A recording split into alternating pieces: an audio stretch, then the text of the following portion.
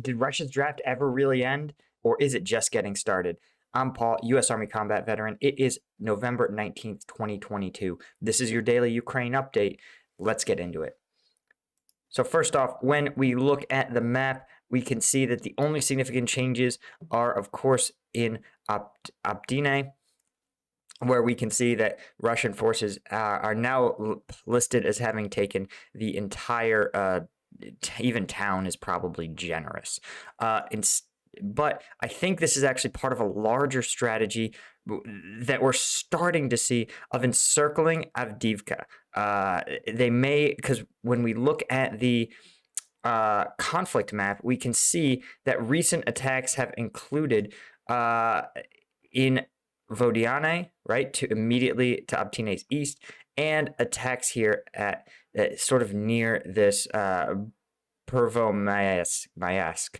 And what I think is so interesting about this is that this is a strategy we've seen before from the Russians, where they will encircle outward and then try to cut off major exfil routes and force Ukrainian forces to withdraw in response to the threat of being cut off. And Avdiivka's a decent target for this, simply because there's only really, when we look at the map, there's very few ways out, basically all of which pass through this area here. So if you want to be able to withdraw, you're going to have to use one of these routes here. And you can see Russian forces have already established a salient in the north and in the south. So it's just a question of them pushing north towards perhaps this Orovlika and threatening these major thoroughfares out around here. So I think that's a possible Russian strategy. Again, their lack of combat power is going to make it is the thing that constrains them all the time. And as you can see here, they continue to needlessly divide their forces when they launch attacks. When we look at the rest of the attack map, you can see Wagner Group continues to lick its wounds, very not really going after Bakhmut proper. Looks like they too may be trying to cut off Bakhmut with attacks to this this rail and roadway that runs north-south.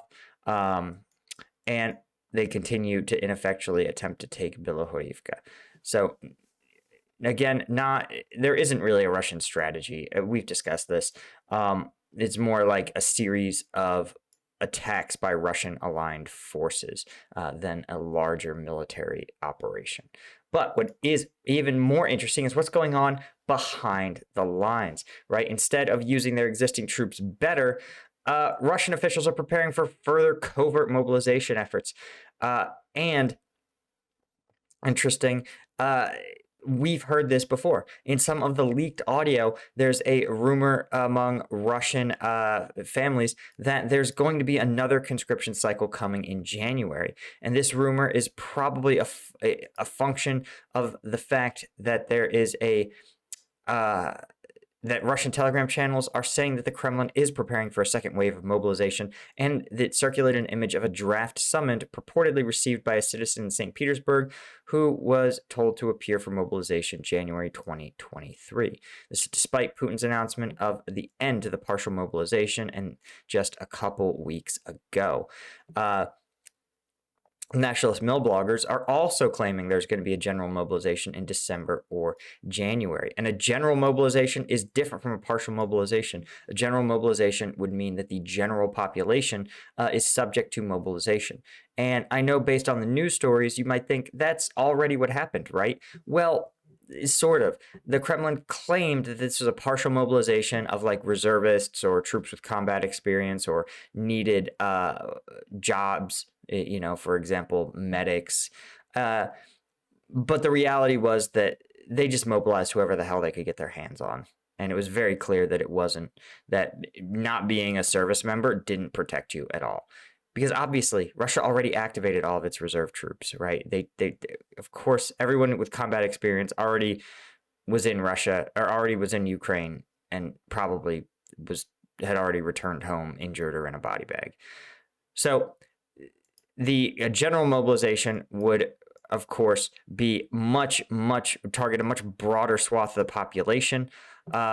and one of the few remaining Russian public outlets said that actually one of the reasons that the partial mobilization ended was so that the state structures and enterprises are able to prepare themselves for a general mobilization.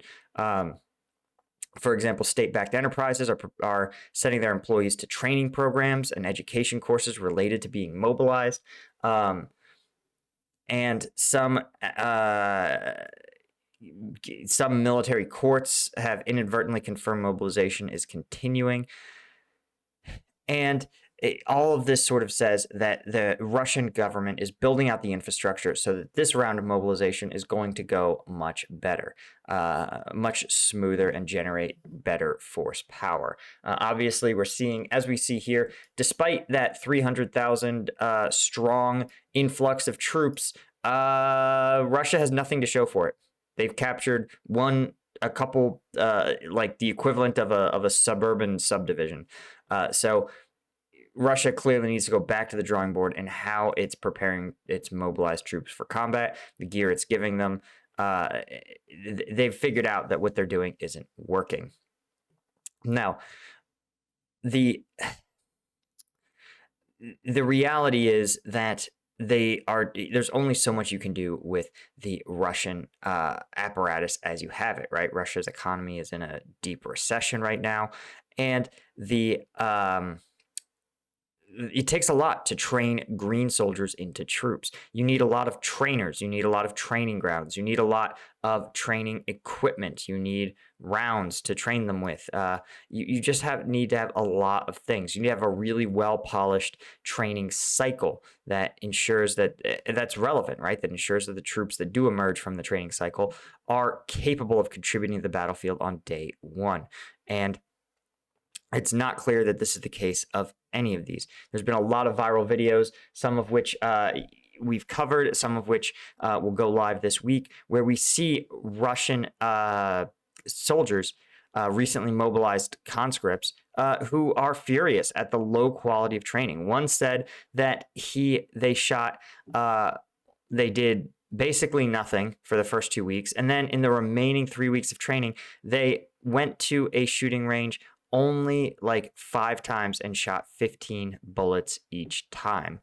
That is not a lot for a army that is going to be sending them to combat in days. I probably shot well over 100, probably 100 rounds per range, and probably did 7 to 10 ranges prior to my deployment, if you added up everything. So yeah, this is obviously a huge issue, huge liability for Russia, and is in all likelihood not going to go all that well. What's also interesting, though, that we've got to point out when you go over to Ground News, the best source for transparency and detecting bias in this conflict, as always, my link is down in the description. You can check them out for free. Russia says it's fortifying the Crimean Peninsula. This is interesting for a couple of reasons, right? And you can see it's widely covered by some legitimate news sources, so I'm really inclined to believe this. Obviously, it's a Russian statement. But what's fascinating about it is that if Russia is fortifying the Crimean Peninsula, it implies to the reader that the Crimean Peninsula is expecting fighting in the Crimean Peninsula. And this is obviously significant because, look, here is all of the territory that was seized in Kherson. And then here is all the territory yet to go on their way to the Crimean Peninsula. It's a lot. And Russia is admitting that they are expecting the Crimean Peninsula to be fought over, right? You don't build earthworks and defensive structures in, we're not building defenses around Washington, D.C., right? Because nobody's going to invade it. And if it gets to that point, right, we would start building the defensive structures when the risk is greater. And right now, Russia has said, the risk is actually looking pretty great that there's going to be fighting here on the peninsula. So that is again, strange admission by Russia for their diminishing tactical situation. Anyway, guys, that's all I had. As always, if you want access to the combat video breakdowns of all the videos that YouTube won't let me show you, all the most intense combat footage, all those are on the Patreon. Newest video just dropped yesterday. Thanks again to my Lieutenant tier patrons. You guys are the ones who make this whole thing possible. And I'll see you all in the next one.